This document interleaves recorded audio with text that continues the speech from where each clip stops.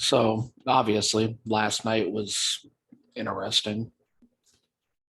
It was disappointing, heartbreaking, devastating, whatever miserable synonym you can come up with. Depressing.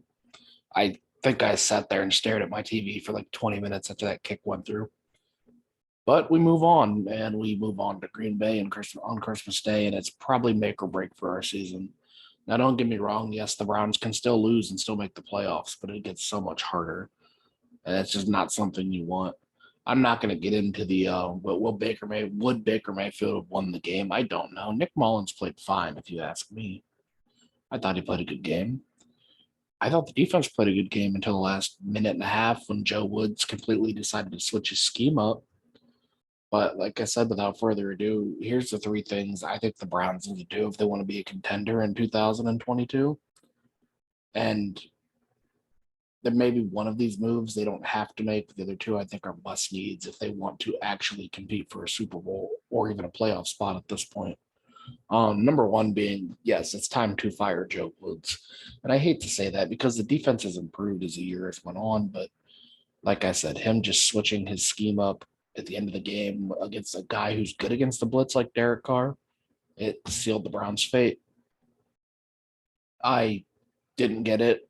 I mean, I get it, but I don't. You want to blitz, you want to cause pressure, but when you're playing prevent defense, when they need 8 yards for one of the best kickers in the league, instead of playing an umbrella style where you can at least keep guys in the middle. And another thing is just, and I get, yeah, you make that tackle in bounds and the game probably ends. But the fact is, like, you should not have been playing a prevent scheme at that moment. Like, that was very costly. Number two, probably obvious as well, kicker. The Browns need to find an answer at kicker. And man, do they need it badly because that missed field goal before the end of the half directly cost them. And let's not just say, I'm not just saying kicker either. It's not all Chase McLaughlin's fault. The punting was very bad at the beginning of the season. They should probably keep Britton Colquitt. He's looked good the 2 games he's played. I won't lie, I jumped on the Jamie Gillen train when he first came here. Scottish Hammer, all that, all the hype, but like he's not that good. Colquitt is yards above him, and as many people as like want to downplay the special teams aspect of the game of football, it's very important, and it can make or break games. Look at Justin Tucker. Obviously not this year because John Harbaugh forgot he had the best kicker in the history of the National Football League. But like, look how many games Tucker has won for the Ravens over the course of his career, and Mr. Automatic, if you ask me. Even back when we had Phil Dawson, I mean, it's been a revolving door ever since Dawson left. It seems like, whether it's Zane Gonzalez or now it's frustrating. That's the best way to sum it up. And number three on my list, they need a pass catcher. I I'm not sure where I stand on the whole get rid of Jarvis Landry, keep Jarvis Landry argument. I get it. He jump started the culture here and he's dependable, but he does have a big contract. That's one thing that is very true. I will say I'd love to keep Landry if possible, but I can also understand why they'd get rid of him. Donovan Peoples Jones, besides the drops, have shown flashes. I don't know why they refuse to play or go to Rashard Higgins, Harrison Bryant, David Njoku really come into their own. Really makes you kind of regret that Austin Hooper contract a little bit. But the Browns need a receiver. Felton is a guy that can split time between both, and he hasn't looked bad. Anthony Schwartz is a speedy guy, but he hasn't been on the field much. He's been injured a lot. It's probably the most minimal of the problems the Browns need right now, but it's something that could definitely be addressed in the draft. I mean, you're going to have Garrett Wilson or Chris Olave potentially there from Ohio State. I know how Browns fans love like the Buckeyes and that whole connection, but there's plenty of decent receivers in the draft, even beyond that. I'm just giving a few names, and even if you want like if you want to go tight end again, which I don't really see the need for, because obviously Harrison Bryant and David Njoku have really come to their own this season. I it's not so like I said, it's not something that has to be addressed, but it would be nice. They can always go defense as well, which I'd be okay with. Maybe a Jadavion Clowney replacement, maybe a guy that could give Myles Garrett some breaks here and there, maybe even another safety or linebacker.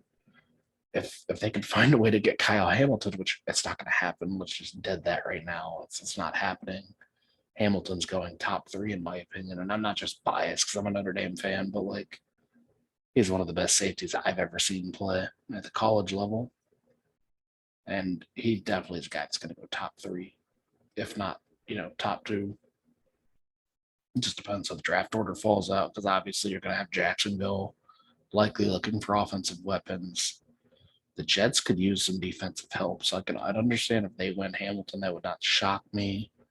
The Texans likely going to go quarterback, or maybe keep Deshaun Watson. I'm not sure, but yeah, the Browns could all. There's endless possibilities for that draft spot. You don't. You're obviously not going to take a kicker in the first round. You're probably not going to take a wide receiver. Maybe if like a Garrett Wilson's there or a Chris Olave, like I said, but it's like I said, it's the least of the Browns' problems right now. I think they're all right on the offensive side of the ball. I think Mayfield needs to open it up more, throw deep more often, and that also falls on the play calling of them being too conservative. I mean, don't get me wrong. I love the idea of them giving it to Nick Chubb yesterday on 3rd and 3, but everyone in the building saw that coming. Everyone watching the game saw that coming. People not even watching the game probably saw that coming. People who never watched football would have seen that coming if they knew anything about it. I think in that situation, you got to run the play action pass and Nick Mullins and let him see what he can do. Because I mean, Harrison Bryant was always an option. Joku, even a bootleg. I mean, you seen that last year in the AFC divisional round. The Chiefs did it to us at Chad Henne, and that killed us. Um, Looking forward to next week. I think it's going to be interesting. We'll see how they contain Aaron Rodgers at home. We'll see who's back. Let's put it that way as well. We'll see who's back in the lineup. I think they'll go with what they should have done today, and that's a steady diet of Nick Chubb and controlling the clock. And they did not do a good job of that this week, but I think they have to be better on it next week. They have to. If you lose in Green Bay next week, you go into those final 2 games, you no longer control your own destiny, in my opinion, because you're going to have needed help from the Bengals and Ravens and Steelers in prior weeks. Like next week, you're going to need most of you're going to need Kansas City to beat Pittsburgh. Step 1. Step 2, Bengals, Ravens. You probably want the Bengals to win that because you have the head-to-head. And then going into the final 2 weeks, I mean, I know we all have tough schedules remaining, but the Browns will need a lot more help. And with all the parity in the NFL this year, I can't see it. So you need to win. You lose, whatever. You're still in the division, but I'd feel a lot like today if we won that game, I'd be a lot happier right now doing this. I I told some friends, I'm like, I got all this work to do. I'm gonna put it off to the Browns game, and then the Browns game ended. I'm like, damn, now I'm angry and don't want to do any work. But I think it'll be interesting the last 3 weeks of the season to see how it plays out. I'd like to do one of these every week to kind of update the situation and actually probably do the playoff picture and all that. But yeah, I just want to give my personal opinion. That's the top 3 issues the Browns need to address: defensive coordinator, special teams, wide receiver. Make sure you like, subscribe, share the video. That'll be all. Thank you. Thank you for the support. If you're listening to the podcast or watching the video, I really appreciate it. Have a nice night.